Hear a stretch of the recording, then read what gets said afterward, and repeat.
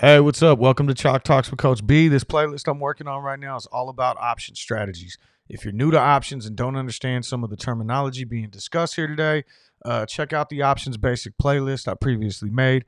Also, if you ever have any questions, feel free to leave a comment on the video or even reach out to me on Discord or Twitter. So today, we're going to be talking about selling puts, more specifically, cash secured puts. This is an amazing strategy to use when you're long term bullish on a stock but would love to own it for cheaper than the current price. Yes, selling puts is a bullish strategy. Think of it this way. Right now, you're the call writer. You're taking the other side of the play. So the person who is bearish on the stock and believes it's going to go down is the person who's buying the put contract from you. So anyways, cash secure puts. It's really pretty simple. When you sell a put contract, you're agreeing to buy the underlying stock for the strike price if it closes below that strike at expiration, and you're receiving the premium for the contract sale now up front. So let's work through an example and see if this makes a little more sense. Let's say there's a stock. I like it long term. Okay. It's trading at $52. I want to own it. Or maybe I already do own it and I want to accumulate more of it. But either way, I don't want to pay $52. I'd rather keep my cost average at $50 or below. I could easily just set a limit order to buy it at $50. And if it dips that low, I'll get it at 50. If it doesn't and it takes off, I miss out completely and I'll never see it at that price again. Or I can sell a cash secured put. So the way this works is, again, stocks trading at $52. Typically, we want to find an options expiration that's at least 45 days out so we can get the most bang for our buck with the premium without giving too much time for the stock to take off on us. And also because at 45 days, the time decay will start eating those contracts up fairly quickly. Mind you, 45 days is what I like to do. Further out would get you more premium, and closer in would get you less. It all works the same, and you do what fits your objective best. Next, I typically pick a strike price right out of the money, usually one strike lower than at the money. And this is going to offer the most premium, also giving me the opportunity to be assigned because I'm doing this in this particular example for a stock that I want to buy. So I want to be assigned on this, right? Okay, so if the stock's trading at 52, like I said, maybe I go with the $50 put. Let's say the premium on that's going for around $3. So that means I'll receive $300 as soon as I make this sale. Okay. And then, you want to make sure you have enough cash on hand to purchase 100 shares if you get assigned. So 100 shares, $50 strike price, $5,000, right? Now let's see how these scenarios could play out. Again, stocks at 52. I sold the $50 put and received $300 back, and I'm putting that in my pocket today. So, scenario one, let's say the stock dips down slightly below 50 at expiration. It's trading at $49. In this scenario, I'll get assigned, which is what I wanted, meaning I'll have to buy those shares for $5,000, $50 a piece. Okay. However, I already received $300. So really my total cost is somewhere around is $4,700, which means I actually bought this stock for $47 a share. And I saved $2 off the current price, and $5 off the original price if I would have bought it at 52 when I wanted to buy it. Now I own the 100 shares and I could do as I please. Okay, so scenario two, let's say I was right to be bullish about the stock. It goes up, maybe it even rises to like, I don't know, $56. Okay, and the contract basically expires worthless. I still have the $300 premium that I received. Okay. However, if I would have just bought the shares at 5,200, where they were at when I liked it, they'd be worth 5,600 now. I would have made $400. So I was kind of wrong on the strategy, but I still made $300, right? So, I mean, not bad at all. Next scenario, let's say the stock falls significantly. Let's say, maybe it goes down from 52 to 45. All right. The bad part here is I still need to buy those shares for $5,000. Okay. And again, I receive $300, make it my true cost, $47 per share. Meaning I really only lost $200, a lot less than I would have if I bought the shares outright for 52. That would have been a $700 loss. So I'm still kind of protecting my downside a little. And, you know, finally, the last scenario, like what can absolutely go wrong with this is, let's say the stock just gets crushed, starts falling like crazy. You don't even want it anymore. Maybe some bad news came out, changed your opinion. You're no longer bullish. You know, you do have choices. You can always buy yourself out of the contract, which will alleviate you your obligation to buy those shares at $50. You would do this by buying to close the put contract. Same, you know, buy to close. Same strike, same expiration. Obviously, it's going to cost you more than the $300 you received originally in premium because the play is turning against you. But again, you have choices to get out.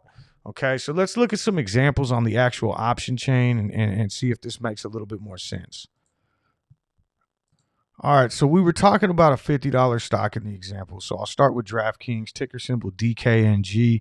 IV right now is 59%, which is, you know, relatively low, not too high. So we'll go 45 days out, and that actually puts us at November 19th of 2021, which is actually 58 days out because there's nothing there 45 out. You know, like I said, stock's trading at 52.63 right now. The first put, now we're looking at the right side at the puts. The first put that's out of the money is actually this $50 strike. Okay, very similar to the example I just gave you. And I can receive $340 in premium by selling this today, making my stock price, if assigned, $50 is what I got to buy it for, minus the $340, $46.60. Or the stock trades above 50 and I pocket the cash, you know, not too bad at all. As you can see here, I absolutely do not want to get assigned. I can go a little bit lower. Like if I wanted to, you know, I just want to collect some premium. I think the stock's going to go up and I don't want to have to buy the shares. I can go a little bit further out. I can maybe go down to this $45 strike. There's still no guarantee that I won't get assigned, but it's a little bit safer and I'll still be able to collect $175 in premium. You know, for $1.75, you know, not so bad. Now, if I wanted to give myself a little bit more time, let's say I want to go out to January, which is basically about 4 months now. Okay. $50 strike, $505 in premium, $45 strike, $300 in premium. So, you know, we're going to get a little bit more because we're giving it more time. Now let's give it less time. Let's go 30 days. So this is October 22nd. And again, that has a 52, so we're not going to use that right now. We'll go to the 50 just to kind of keep it the same. Same example. And at $50 strike, we're only getting 205 as compared to the 340 we were getting earlier. So a little bit less, but only 30 days as opposed to 58 days. It's still not bad. I actually think I like that one a lot better, only because it's making my assignment price somewhere around 48, right? I'm getting this for 200 minus the 50. $2 minus 50 would make my assignment price 48 if it closed below 50. And it keeps me off the hook for almost 28 less days, meaning after 30 days, I could be out of this, no obligation. I kept the premium and I'm done. I don't need to wait around for 58.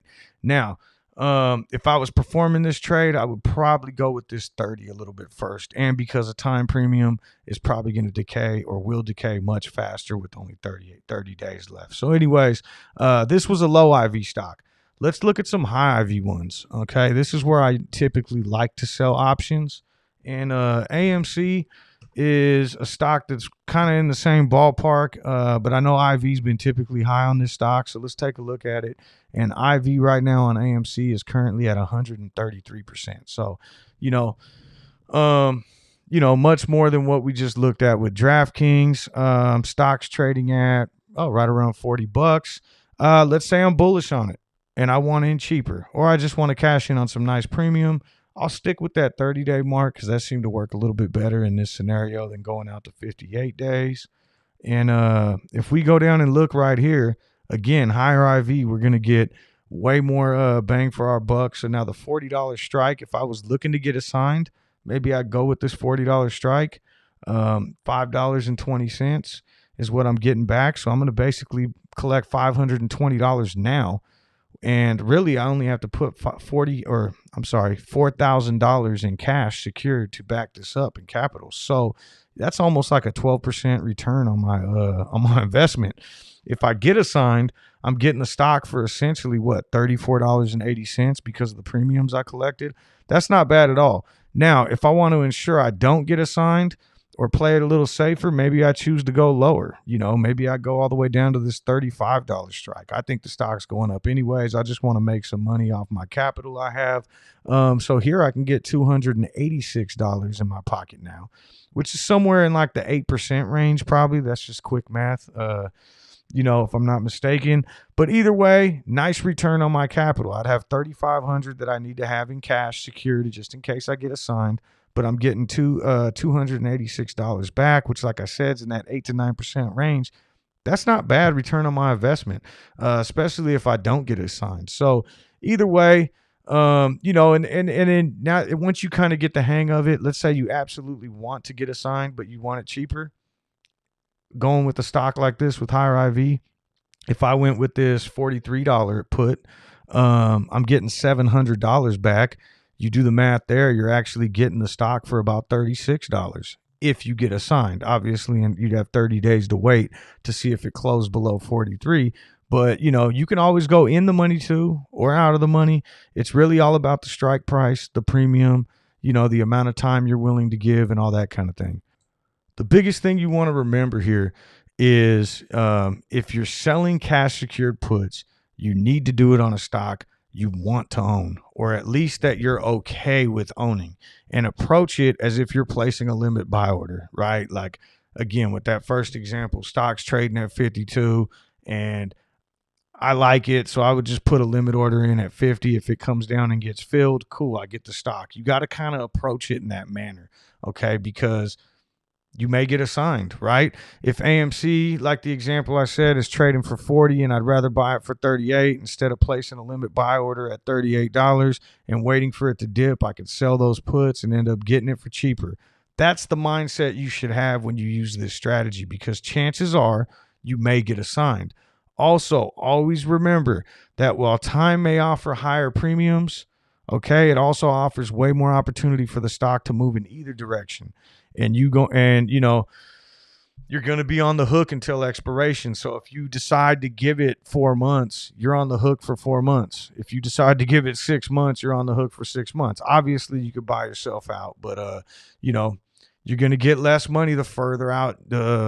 You're also going to get less money the further out of the money you go, like the example I showed you, right? So if instead of going with the $40, we went down to the $35 strike, you're going to get less. If you went down to the $30 strike, you're going to get even less than that.